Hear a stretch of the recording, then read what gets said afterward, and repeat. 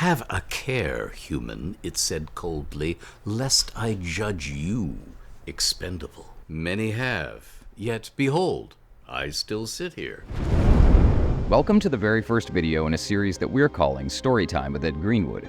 Today's story gives you a peek into Ed's world in the form of a vignette which starts by following a man tasked with a grisly deed by none other than a mind flayer, and ends with a special appearance by one of the biggest prime movers in all the realms. This is a companion to our previous mind flayer video, which if you haven't yet seen, you can find here. Maybe you'd like to use this vignette as a jumping off point for a future gaming session. Or maybe you're just such a big fan of the realms that this piece of short narrative fiction stands on its own merits. Either way, please enjoy Madness of the Executioner. The tall, hooded figure stepped through the door from the cellar with swift, angry strides to come to an abrupt halt before the desk and drew itself up to loom menacingly. Vrandrolfin watched with interest as well as fear. Good looms were hard to come by. Is that not the same helpless chained captive I saw last week? His visitor inquired, its customarily liquid voice deep with ire. Vrandrolfin waved a dismissive hand. After all these years, they tend to look the same. Perhaps you're mistaken. I am never mistaken, glib human. What game are you playing? 16 iyael brought here, and not a new mind to show for it. Are your captives whom they seem to be? Surrender that one to me, that I may examine it myself. Vrandrolfin shrugged. By all means. He reached into a drawer of the broad desk he was lounging behind, extracted a long-barreled key, and with one long forefinger slid it across the gleaming bare expanse of polished duskwood. He was a dancer at the wry smile. He hadn't known that mind flayers could snort dismissively, but this one did so now. Humans, I care not. And that's the root problem with your kind, isn't it? You care not. The hooded figure drew itself up even taller, even as its long taloned fingers uncurled oddly to take up the key. Have a care, human, it said coldly, lest I judge you expendable. Vrandrolfin smiled thinly. Many have, yet behold, I still sit here.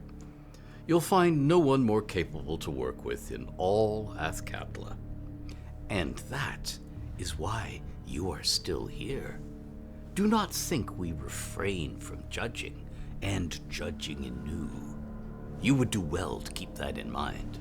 Vrandrolfin nodded by way of reply, and the mind flayer spun smoothly around and strode back through the cellar door. Only after it had closed did the man behind the desk uncross his long legs and take to his feet, uncoiling himself with the lithe grace of the thieving rope-walker he had once been. He made his way swiftly to the paneled back wall and opened one of those panels to vanish through the hitherto hidden doorway it offered. If you're enjoying this, please like and subscribe and click the little bell icon, which will let you know when my next video releases. If you'd like to see lots more videos like this, please consider going to my Patreon and becoming a protector of the realms.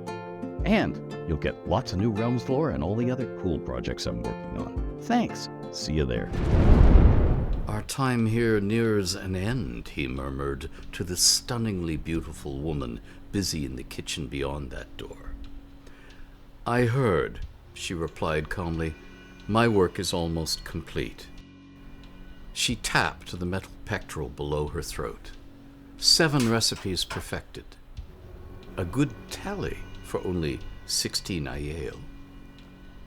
Vrandrolfin inclined his head.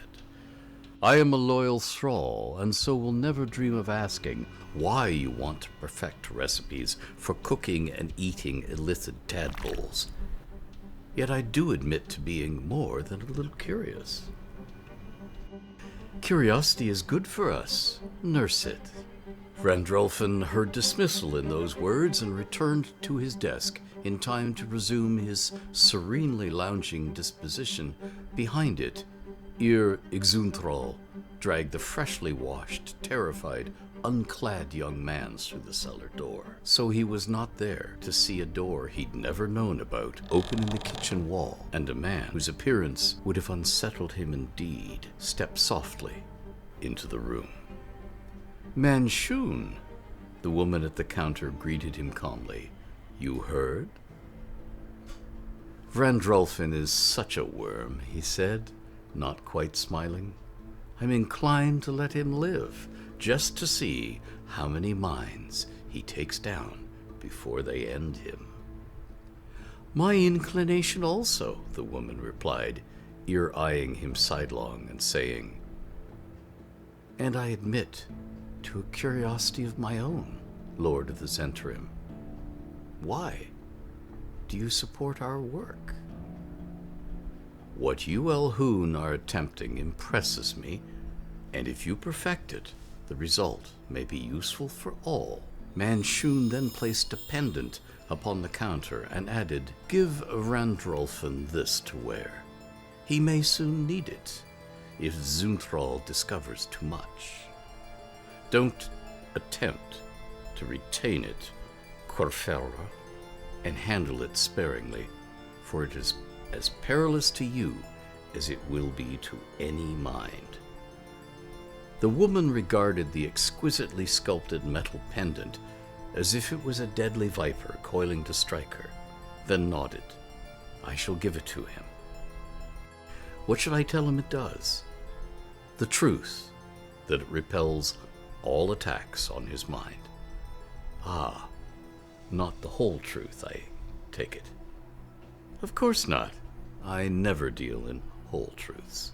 And with that, Manshoon withdrew, taking only 3 strides ere his waiting spell took him and whirled him away to a night shrouded elsewhere that featured a windy hilltop of cracked rock bathed in cold moonlight. As he strode across scrub grass and weeds jutting up from the fissures in the bedrock towards a tall standing stone, the air before that stone turned an eerie blue, and the heart of this aura commenced to become silver, coalescing into an upright, glowing, silver human hand.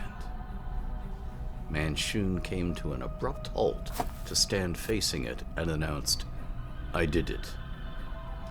And it is well done." That voice echoed oddly, yet was deep and nearby. Silence fell, and into it Manshoon said hesitantly, "High One, I admit to curiosity of my own. Of course, you are human." Manshoon nodded and added carefully, "Why do we want these particular Alhoon to succeed in this? How does their controlling the new minds created with their modified tadpoles help us?" "I tell you this, Manshoon, to prevent you trying to exploit what you should not exploit. Know that the Alhoon believe they are building a slow empire of illithids they control. What they are doing is building a slow empire of illithids they can control, but who will inescapably, over time, go mad and become sly, cunning murderers of all other illithids. In short, we are letting Querfera and her fellow Alhoon fashion the madness of the Executioner." Welcome back to Realm Speak. This time around, we're doing this. Illmater. 3 syllables. Illmater. So if we were slowing down and exaggerating it, it's Illmater. Now, that deity, here's a lot of pronunciations. Illmater. Lots of people say Illmater. And that's actually pretty close. But he would prefer it if you stood on the may a little bit more, so Illmater.